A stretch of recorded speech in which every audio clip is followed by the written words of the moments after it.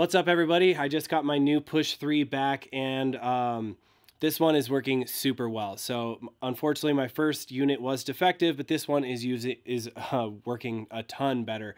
I thought this would be a good opportunity just to throw out some quick tips when using Push 3 really for the first time. So this isn't a advanced Push users video at all. This is more for the people who are buying Push because it's a standalone device.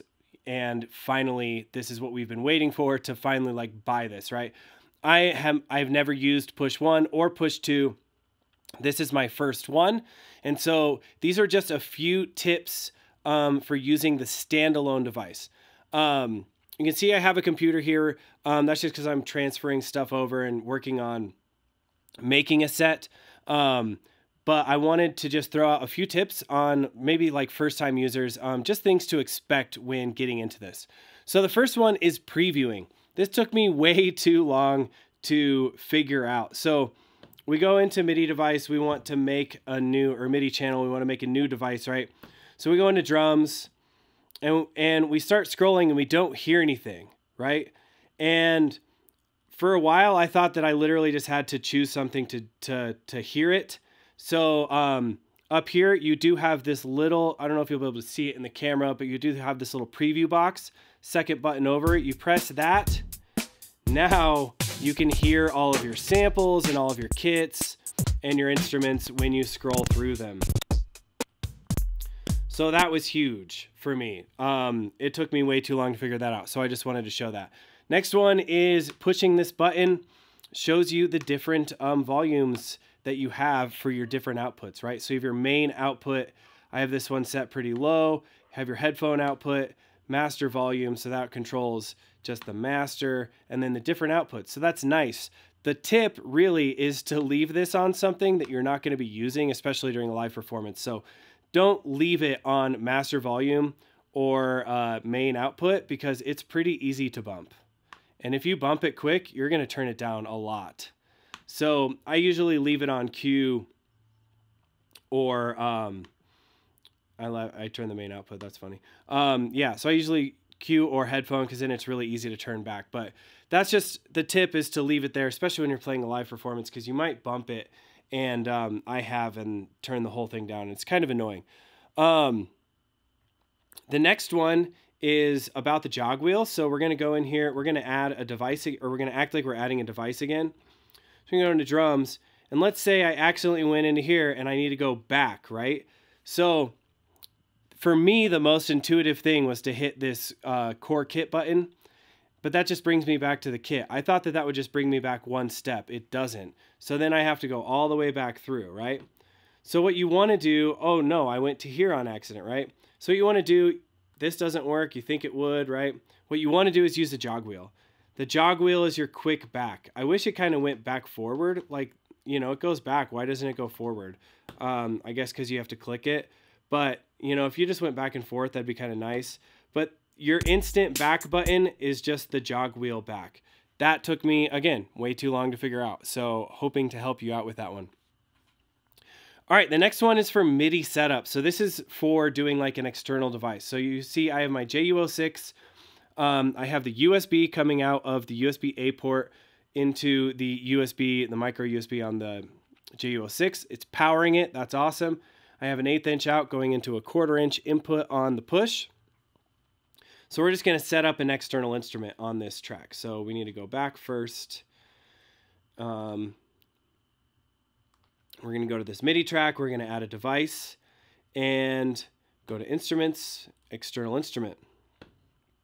So when you go here, you'll notice, I don't know if you can see this super clearly, but right now my only options for the external instrument are MIDI to the push 3 MIDI out, or or to push, which I don't really know what that means. I should probably read the manual. I think that means to something in the push, right?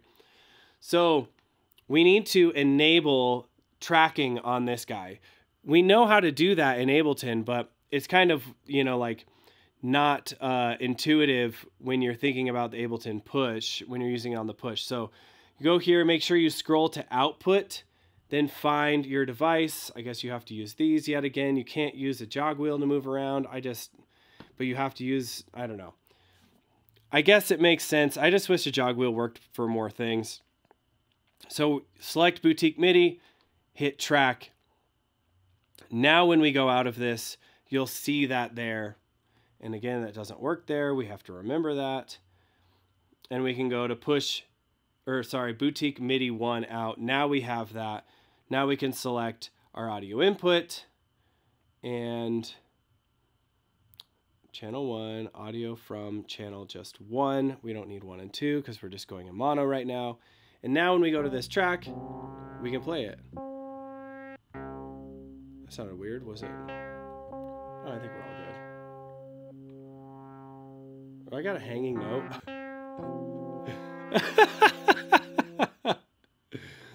Oh, that's fun. It looks like there might be an issue with this. I might need to restart it, but yeah. Well, that's how you do it.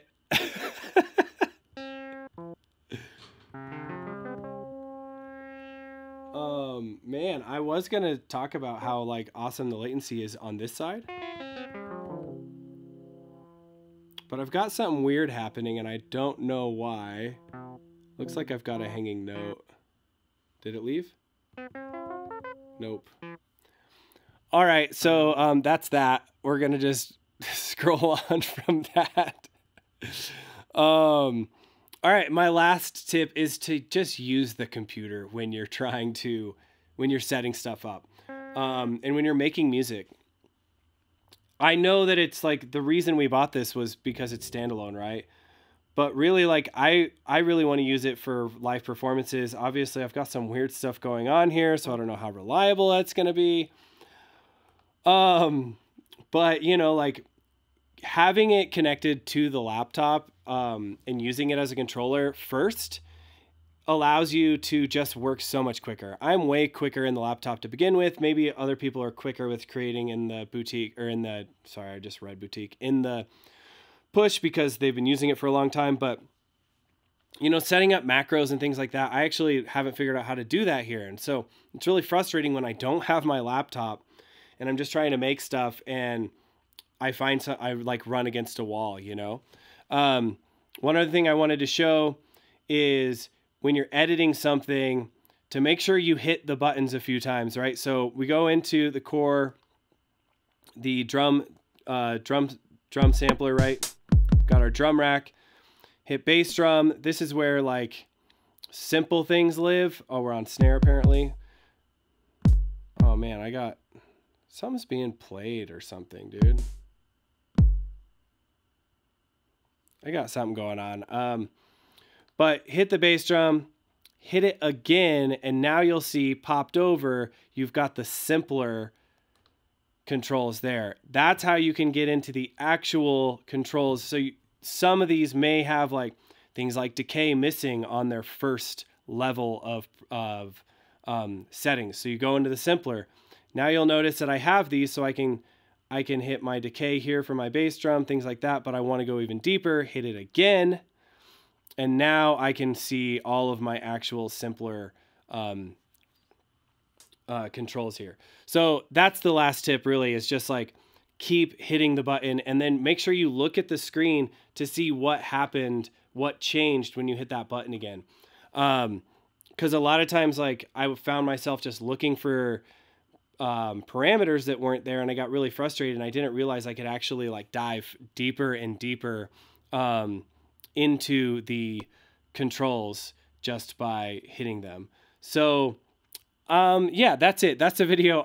Sorry I didn't play any music. I'm gonna restart this thing and see if that fixes this weird hanging note issue. But yeah, if you liked this, please like and subscribe to the channel and we'll see y'all next time. Peace.